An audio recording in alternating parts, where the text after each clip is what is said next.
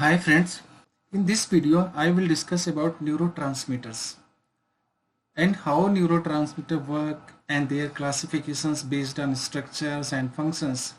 I also brief you about some important neurotransmitters, how they work, what they do, and what happens in their deficiency and if their quantity is surplused, as well as the important drugs used to control neurotransmitter related diseases. Neurotransmitter is made up of two words. Neuro means nerve cells or neuron, and transmitter means any object or person who transmits something or who sends something across.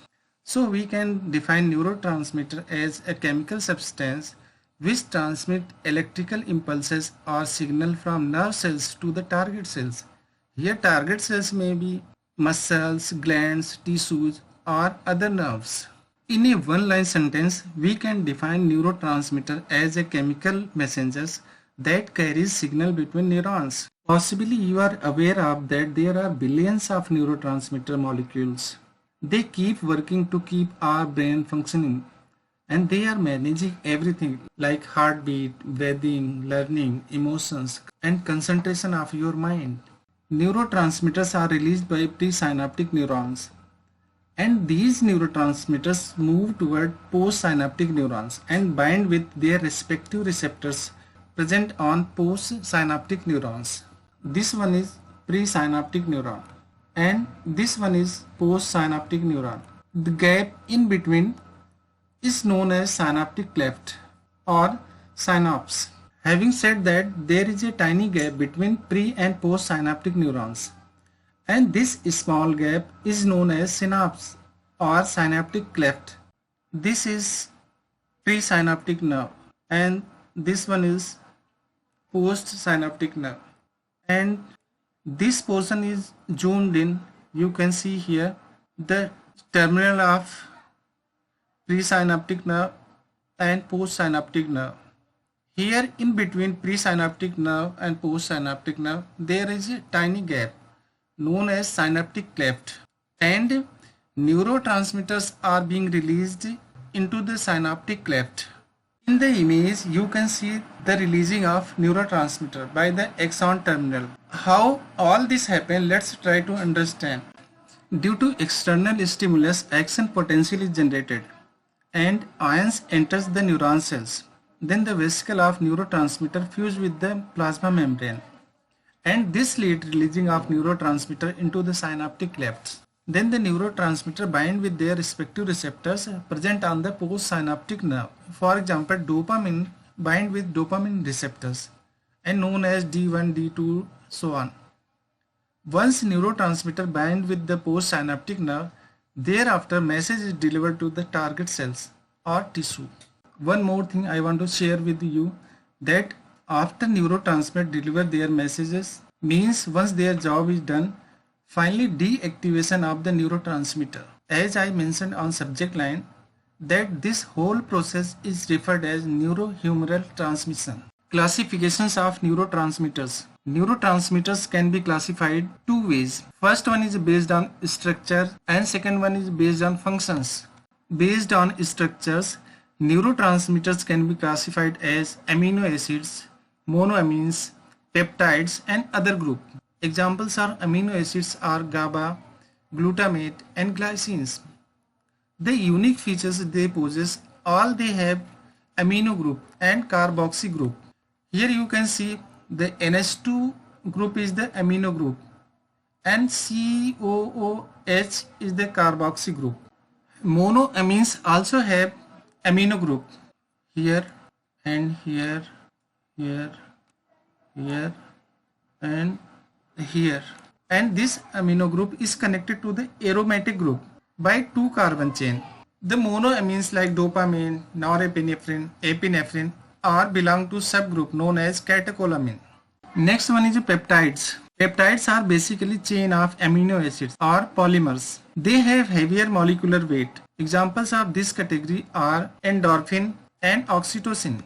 The other category has most important neurotransmitter, and that is known as acetylcholine, and a few more are adenosine and nitric oxide. Based on their functions, neurotransmitters can be classified into four categories. First one is excitatory, second inhibitory, third is neuromodulators, and fourth one is neurohormones. The excitatory neurotransmitter produce stimulating effects on the neuron. These types of neuron increase the chances of neuron firing and action potential. Means excitatory neurotransmitter increase action potentials of the neuron.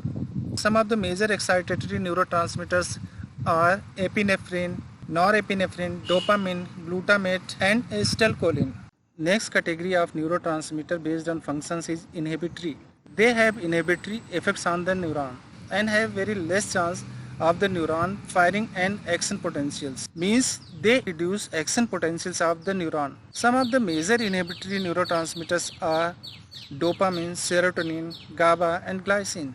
Please don't confuse about that some of the neurotransmitters representing more than one categories of neurotransmitter as their functions on different organs varies. Means on some organs they produce excitatory effects and other they produce inhibitory effects. Next category of neurotransmitter based on their functions is neuromodulator. Neuromodulators are also known as modulatory neurotransmitters. They can affect a large number of neurons at the same time. They also enhance the effects of other chemical messengers.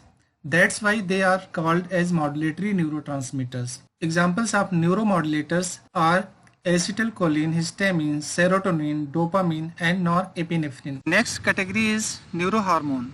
And neurohormone is produced by specialized cells, and these cells are called neurosecretory cells. And examples of neurohormones are oxytocin and vasopressin. The other important topics of neurotransmitter is co-transmission.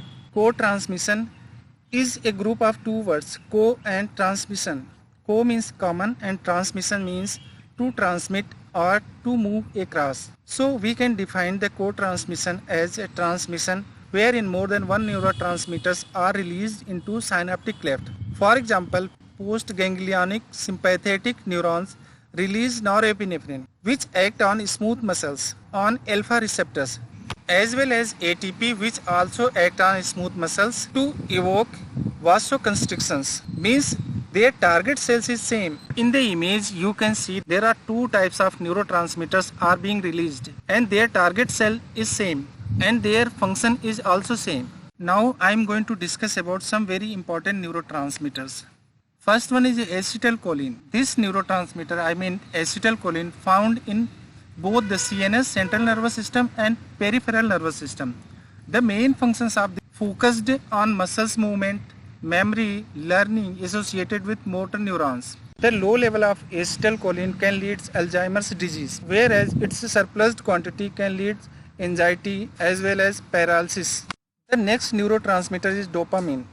Dopamine is also known as happy hormone. It is produced in the brain. The area where it is produced are substantia nigra, ventral tegmental area, and hypothalamus. Dopamine is both an excitatory and inhibitory neurotransmitter, as well as a neuromodulator involved in reward, motivation, and addiction function. Low level of dopamine can lead Parkinson's disease as well as depressions, whereas surplus quantity of dopamine can lead mania, schizophrenia. Next neurotransmitter is GABA. GABA is natural neurotransmitter which is known as body's primary inhibitory messenger, and it is found in many parts of the brain like hippocampus, thalamus, basal ganglia, and hypothalamus, as well as in brain stem. Its main functions are to regulate anxiety, vision, and motor control. Low quantity of GABA can cause mental disorder as well as mania. The high level of GABA can lead sleeping and eating disorders. Next neurotransmitter is histamine. Possibly you have heard about histamine. Histamine is involved in inflammatory response and a main substance to mediate itching. Means whenever you have rashes, itching, and hives, those are because of histamine. Next neurotransmitter is glutamate. Glutamate is a kind of amino acid which supports many important functions like memorizing, learning, etc. They are found in the central nervous system. Next important neurotransmitter is serotonin. And serotonin, also known as 5-hydroxytryptamine or 5-HT. Serotonin acts as neurotransmitter as well as a hormone. In nature, it is inhibitory as well as neuromodulator. The functions of serotonin is elevating mood, sleeping, eating, and digestion. The low level of serotonin can cause depression, anxiety, and other disorder, whereas high level of serotonin can seizures, etc. Here I am skipping norepinephrine and epinephrine, and I will discuss them in detail in my coming videos. So I am switching to the endorphin. This is an inhibitory neurotransmitter which works reducing the pain signals to the brain and promotes feeling of euphoria. Endorphins are produced in hypothalamus as well as by pituitary gland in response to the pain. In nature, they are peptides. The functions and structure of endorphins are similar to the opioid. Thank